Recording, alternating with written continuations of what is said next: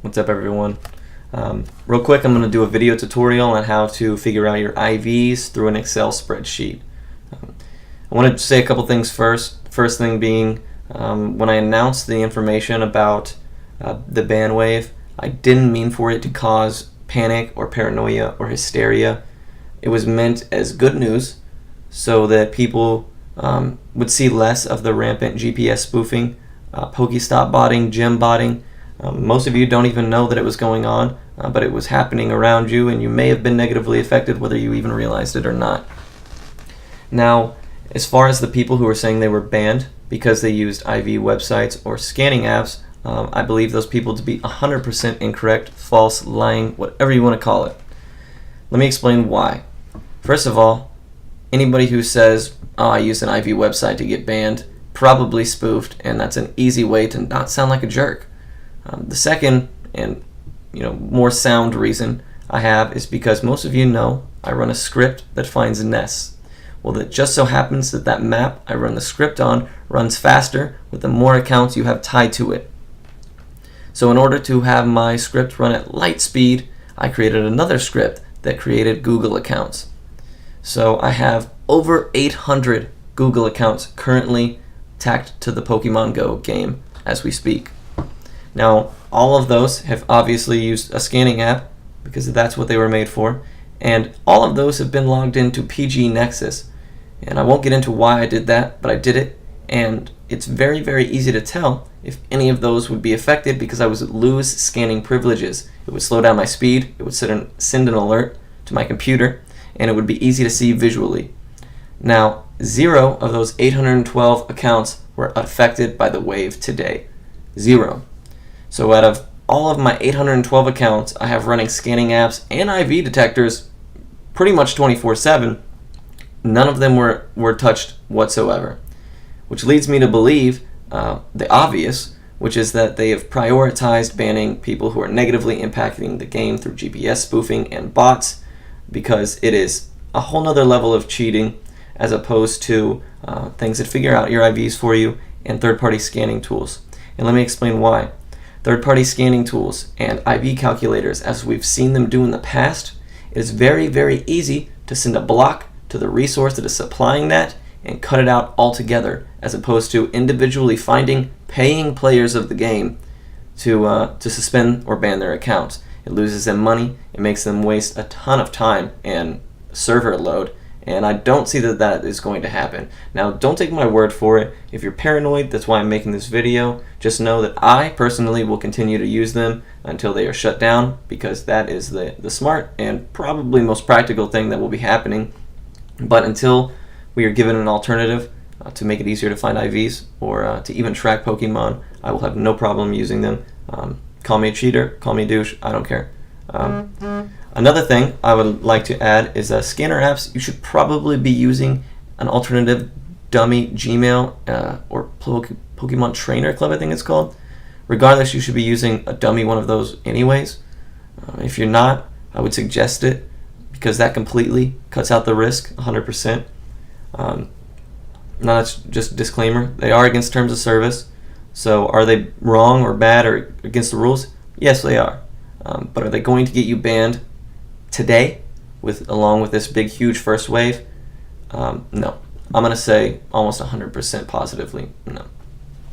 Now, for those people who cannot shake the paranoia or the hysteria, I'm going to record a video calculating IVs via an Excel spreadsheet. Excuse me. Now, this Excel spreadsheet, I will put the link to it in the description. It is essentially full of algorithms that when data is typed into them, it will figure your IVs for you, as you can kind of see here already. But I will give you a little quick rundown on how to actually use that. Let me launch my game real fast. Now, it's pretty self-explanatory. It's pretty easy. It's very cut and dry, just by looking at it. But some people are intimidated or turned off by the large amount of numbers and text and square boxes they might see. So this is for you. Now, the first thing you're going to want to do is, when you open up the spreadsheet of the link that I will provide, you're going to need to do this. You're going to need to make a copy. Now, what this is going to do is going to save it to your Google Drive personally, under whatever Gmail account you might be logged into. And that way, it will keep all the data you've entered. So you won't have to go back and enter everything all over again. You won't have to save.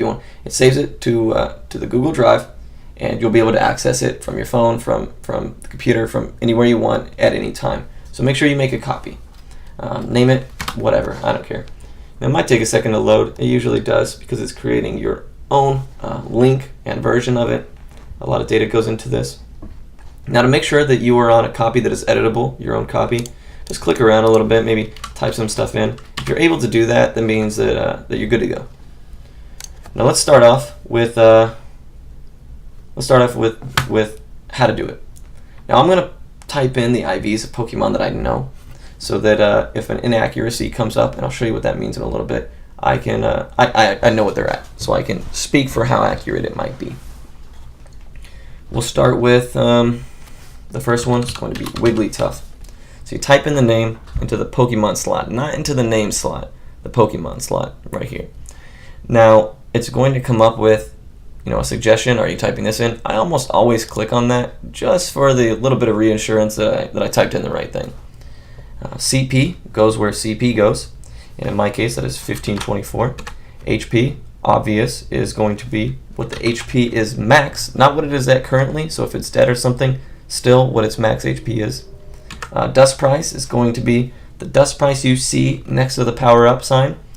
It's not going to be what you caught it at. It's not going to be max dust. It's not going to be anything like that. It's going to be what you can currently see on the game itself. For me, that is going to be 3,500. Now this next part, powered up. Now there's no yes or no, so you have to do a little bit of thinking to realize that true means powered up. And once you've done that, it will type this out. Now if it's not powered up, leave it blank, as you can kind of see up here. Now it came out 24.5 is my Pokemon's level currently, and these are its individual values: 15, 15, 15. Attack, defense, stamina. It is 100% IV perfect Wigglytuff. Yeah, I was just bragging a little bit with that one. We'll move on to something that's a little less perfect, but I also know the IVs of. How about this one? So next we're going to do Seal. Once again, type it in. Fairly simple. Name, CP, in my case, is 630. HP is going to be 86. The dust price is only 2,500, and it has not been powered up. So I'm just going to leave that blank. Now this is where it gets a little tricky.